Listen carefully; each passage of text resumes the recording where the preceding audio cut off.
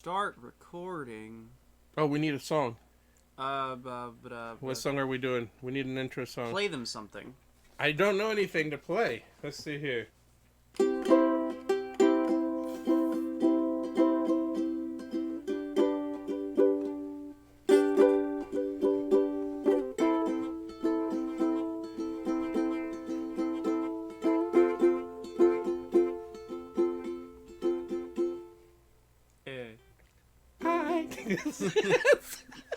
Wait, how's that song go? I'll play it. You sing it. You ready? You ready? Hey. Can't hesitate.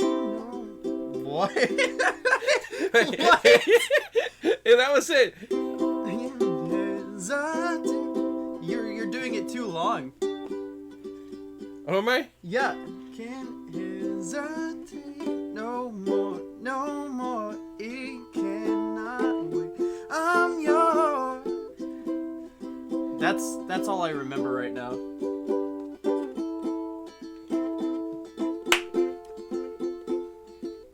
Ready? One more time. And 3, 2, 1, go. I won't hesitate no more, no more. It cannot wait. I'm yours. Okay, that's it. That's all we know. Sorry. It has been too long since I heard it. That is all you get. This is 2-for-1 Happy Hour with Javier and Angel. Talking about what things that we enjoy, things that make us happy. Yeah. And we had a great suggestion from Sam to talk about 90s video games that we like. Mind you, this has nothing to do with how good they are. I know I'm going to hurt some of your feelings because I am going to leave out a very specific game out of my top 10 that a lot of people like, and it's going to hurt people's feelings. I guarantee you are. Yeah. I'm guaranteeing you know that I am. there is one right now that I'm thinking of. It didn't even make mine, to be honest. But, It can't make my top 10, but we'll talk a little bit more about that. I'll give you a little bit of a hint for me. There are some games in here that are not competitive, which is really rare because technically I dive in for competitive games. I'm all about competition. I just love competition. Even if I get my butt whooped, I like competing. So we're going to go ahead and we're going to, again, has nothing to do with how good these games are, just how much we like them. So Javier, yes. we're just going to jump right in. Okay. What is your number 10 of 90s video games? Money Puzzle Exchanger. Oh, I didn't think about Money Puzzle Exchanger. It's a good game. If you guys have not tried out Money Puzzle Exchanger and you have Xbox Live, please get it so I can play you online. I definitely want to play some people online, Money Puzzle Exchanger. It is I fun. end up playing either against Javier, and Javier and I go back and forth quite a bit. And then there's a good group of people I beat, and there's a good group of people that just absolutely destroy me in it. But that is a fun game. You got to be able to do math. You're not going to be able to use modern, what is it? Common Core math is not going to do it. Common Core math is not going to be able to. Not gonna cut it. It's not going to cut it. So you're going to have to really do some math. But it is a really, really cool game. That is a great choice for 10. And it's not even a whole lot of math because you can use the colors instead of the numbers. Yeah, but you got to know which color leads into the next color then. Yeah. Because you got to go from 10 to 50. But at that point, 5 that's to just 10, 5 to 10, 10 to 50, 50s to 100, 100 to 500. Yeah. That's still less I math. mean, it's not real hard math, but great game. That's a great choice. Mine was barely in the 99, my 10 gets all tangled. My birds come out backwards sometimes. But my 10th, coming in on number 10, I had 1999 on the Dreamcast, Crazy Taxi. Fair enough. I'm Crazy. actually surprised that's as low as 10. Yes, because you're gonna see why. And again, I'm all about competing. Now, Crazy Taxi, even though it wasn't head to head, It was one of those games that I could play with my buddy Alan. I'm going way back into the days, guys. I graduated from high school in '89, and this came out 10 years after I graduated from high school. I was still playing games. I'm still playing games. I just turned 49 the other day, so don't expect it to end anytime soon. But it was one of those games that I would play with Alan, and it's nice and short. And we would just see who got the high score. I'm like, oh, I beat your high score. All right, give it to me. Now it's my turn. And yeah, that's fair. We just kind of go back and forth to see who had the high score by the time the night was over. So I haven't played Crazy Taxi in 10 years. Well, David was just playing Crazy Taxi the other day. He was killing it, too. Yeah. He was absolutely killing it. He was doing really, really well on that Crazy Taxi thing. So, all right. So what do you got on number 9? Kirby Star Stacker. Oh my goodness. This is so I'm already looking at this, and our lists are going to be so different. Drastically different here. Not a whole heck of a lot of different. Well, oh, probably in Man, I'm looking at my list. I'm not seeing a lot of my stuff making your list. It's going to be really interesting. That's fair enough. So tell me about that game. Why that game? Kirby Star Stacker is a really easy puzzle game. Well, as far as like casual level goes, it's just really fun. So Kevin's going to be all proud of you. 2 of your top 10 are already puzzle games. Yeah. Yeah, Kevin is our puzzle master. Spoiler alert, those are the only 2 puzzle games on here, but that's not much of a spoiler alert. Not really. Listen, that's good stuff though. I wish I had OBS working so you guys could see this. I really wanted to show you this. Number 9 Burger King foot. is Madden Football, but it's a very special Madden Football. It just, it's got a special place in my heart. Is Madden Football 92. 92. And the reason I love Madden Football 92, it is one of the most ridiculous reasons ever. We would play against each other. Madden Football 92 actually let you hit people after the whistle. Not only did you hit people after the whistle, but if you hit them hard enough, you could knock them out of the game. At which time the ambulance would come in and run over players that were on the field. It was the most ridiculous thing ever. Like literally, you see this ambulance come in, blah blah blah blah, and players would just go flying around, and so part of me, and then they would just get back up and play the next play. Part of me is surprised that actually beat Crazy Taxi, but part of me isn't because that It's is competing. more directly competitive. Yes, I was competing. That was a game that I played with my brothers. Didn't play with Alan. Alan and I didn't play a whole lot of football, but I did play that with Alberto and Alfredo. It was just a game. Again, once again, just competition for the sake of competition. No other reason. But it was just really dumb. It was ridiculous. You're not going to be happy with number 8. I was almost going to put Mutant League Football in there instead of Madden 92. But I went with Madden 92. I actually played it more than Mutant League Football. Yeah. So what do you got? You're not going to be happy with number 8. Okay, what you got on number 8? Toe Jam and Earl. Wow. Okay, I'll dig it. I'm okay with you having Toe Jam and Earl at number 8. I'm okay with that. I'm not gonna talk much about Toe Jam and Earl because Yeah. So my number 8 was also Dreamcast. So again, so far we got Dreamcast, Genesis. I'm going back to Dreamcast. My very first music game, rhythm game, Space Channel 5. If I'm not mistaken, that's your only rhythm game. I've played others since then, but that was the only rhythm game that I actually spent time into. Yeah, and it's the only one that you had on console that was outside of the band genre, like Guitar Hero and Rock Band. As far as I know. Yeah, there's been a couple of others that I've tried, but didn't really click. But Space Channel 5, again, I mean, part of it was just it was just the first like rhythm game that I actually enjoyed, even though it was so dumb. Up down, choo choo choo. If I remember correctly, I think Michael Jackson was in the second one. I think he was supposed to be in the first one, but he wasn't. Like he had a sprite and everything, but he wasn't used. But I think he was actually in the second one. It wouldn't surprise me. He was involved in a lot more video games than people realized he was. He did the soundtrack for Sonic 2, I think. Yeah, so there's some good stuff in there.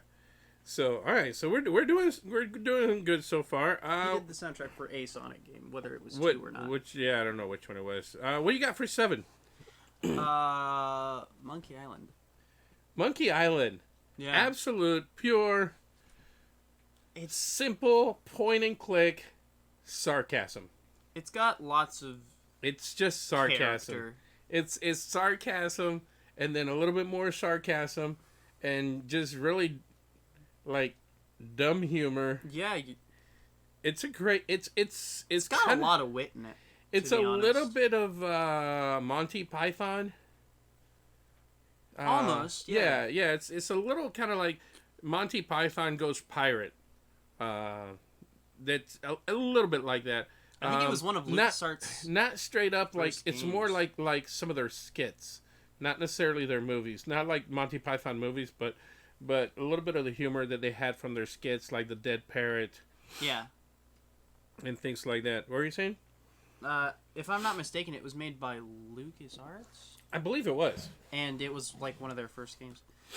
He's looking it up because we can. Well, you probably could have just looked up Monkey. Oh, right there. First one on the list. Yeah. LucasArts' first game. LucasArts' first game, huh? Nice. My number 7, I actually put multiple games on number 7. My number 7 is Tomb Raider. Tomb Raider, good, yeah. I just kind of put the series on there. I mean, it started on PS1, 96, 97, and 98. I just enjoyed all three of them. Tomb Raider, but I never played Tomb Raider, so I can't, like... No, again, because this is the games that we enjoy. Games that we like, to play or that we had some fun with. Not necessarily any kind of game that... the game could have been great. Yeah. But it doesn't need to be on the list if we didn't like it or if we didn't play it. So, yeah. So, Tomb Raider was one of those games. Actually, it was really funny because Tomb Raider was one of the first games that I played with Lori. Because there's a couple games in here that I played quite a bit with Lori. Yeah. Because I like the shooting things and she liked the puzzle aspect of it. So, she would, help me out with the puzzles and I would just, use the controller to shoot everything. It was at the time where the codes, you had all those dumb codes where you could get like unlimited ammo or unlimited everything. And then it had this one. I miss cheat codes. It did have the one where if you put in the wrong code, she would actually explode. Yeah. So that was the thing. So, all right. So what you got for number 6? Speaking of cheat codes for a second, I miss cheat codes.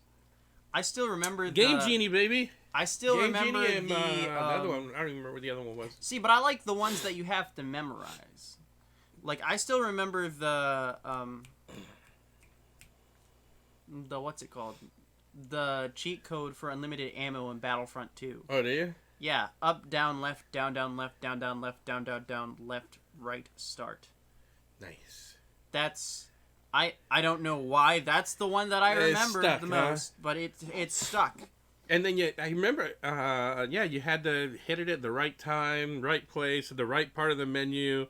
There were a bunch of those. I got one. I got another one in here like that. All right. So what you got for number 6? Number Doom. 6 on your list. Doom. I really liked Doom. Doom is one of my memorable mentions. I again, just one of those games that I thought was really, really good. I understood what it did. I understood the part it played. Oh, sorry, guys. You've been talking and we missed it somehow. Yeah, for some reason... It didn't scroll down. It stopped scrolling. So, I was wondering why nobody was talking. All right, so anyway, so I understand how Doom was really good. I just didn't play it that much, Yeah. Victoria's talking about the Konami code. Yours wasn't even the Konami code. Tomb Raider is awesome. Tom wishes that there were more platforms. Yeah, I absolutely believe it. For those of you listening to the podcast, we're also streaming live.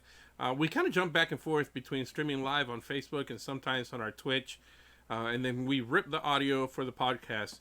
But we're on Facebook today. Facebook. So if you hear us talking to people, they're not the voices in our heads. Normally, we do talk to them, but normally not in public. I don't talk to them out loud. Correct. Almost ever. I do out loud, but just not in public. Not on camera, that's for sure. No. People would know we're crazy. I was going to say they think we're crazy, but they already think that. But it's just whether or not it's confirmed. We don't want to give any proof at this moment in time. Yeah. So, all right. So my number 6. Dun dun dun dun. On the Nintendo 64, 1997, GoldenEye.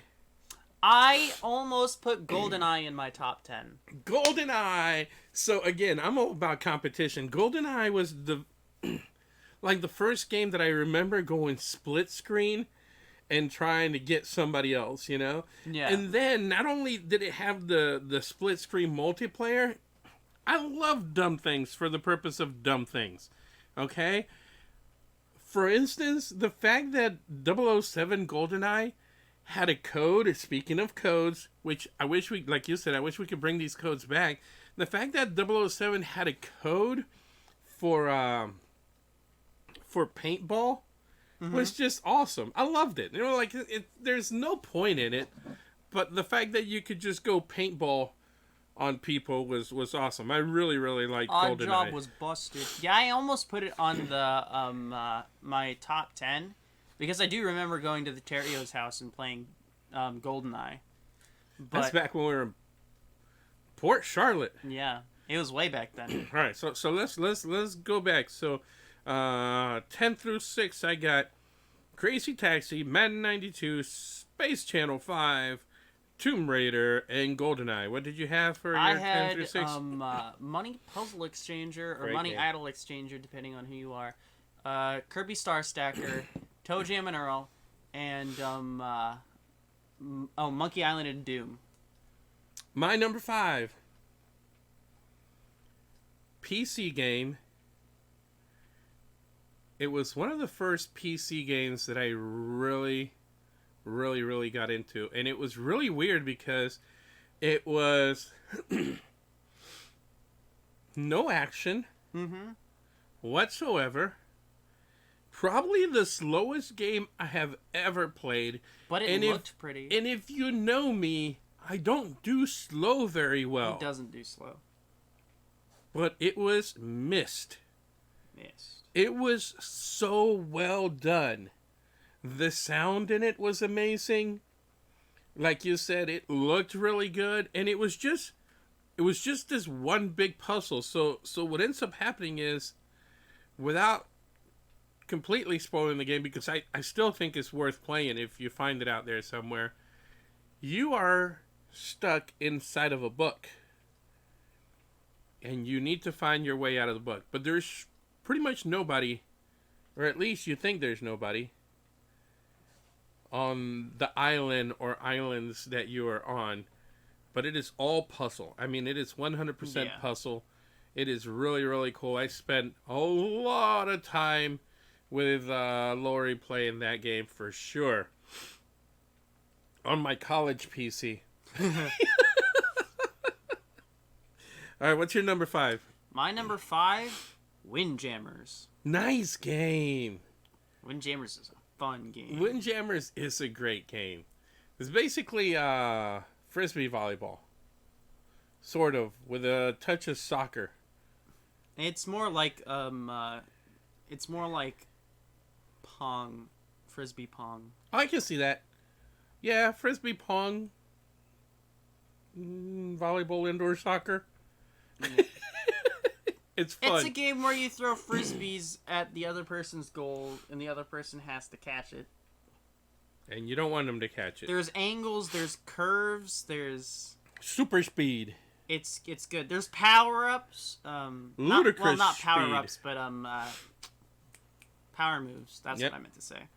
And there's actually a second one coming out, I think. Nice. Yeah.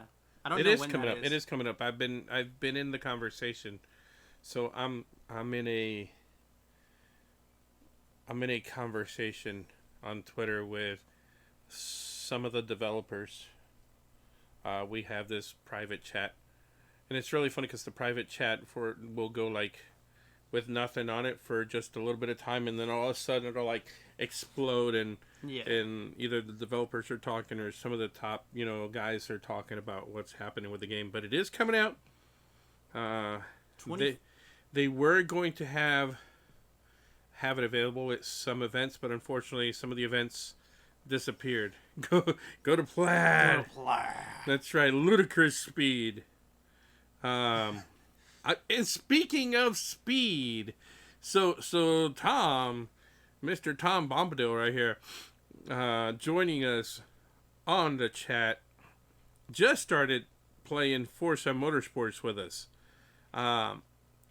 Forza Motorsports is probably the one game that I've spent the most time in. Yeah. By far. It's definitely my go-to game. It's one of the it's a game that's like a whole lot of fun for me and a little bit frustrating at the same time, because I'm like, if you look at the numbers on the leaderboards, I'm in the top 3% in the world, but I play with the top 3% in the world, so I still get my butt kicked. Yeah. So I'm like, that's right, I'm in the top 3, and then I go play with my buddies, and like I'm somewhere in the middle of the group that I play with. So it's a whole lot of fun. But the only reason I bring that up, not only because Tom just joined us and he just started playing Forza with us, but because my number 4 game is Gran Turismo Ps1, 1997. This was the game that started all of this. And actually, I stayed in Gran Turismo until Forza came out, and then Forza kind of kicked it in. Oh, oof. Yeah, I kind of kicked it in at the last second. When Forza came in, I started playing Forza and left Gran Turismo behind. But Gran Turismo was an amazing game. It was the first game where you actually had to get different driver's license in order to move up the ranks. You could actually get parts, and you could tune your cars. It had 140 cars, 11 tracks, and then 22 tracks if you go backwards, because you could go reverse on the tracks as well. It was really, really, really, really cool. The campaign was amazing. It's again, just, which is weird because Gran Turismo and now Forza are one of the very few games that I actually do play the campaign. Like, I have Call of Duty. Yeah. And I deleted the campaign because it was just taking up space. It's too much space. Because I don't play the campaign. Again, it's not a competition, so I don't play it. If I don't get to compete, it's very rare for me to play something that I don't get to compete in. But at number 4, Gran Turismo was definitely huge in what I kind of changing my view of single player games, because it was very single player at the time, But again, changing tires, tuning the car, it just opened up a whole new world that didn't exist, because prior to that it was just Need for Speed and games that you just got in the car and went fast, and that was kind of like. It was the first simulation race. Yeah, it really was. It was really, really good. What's your number 4? My number 4, Banjo and Kazooie. Banjo and Kazooie, yeah. The original. Which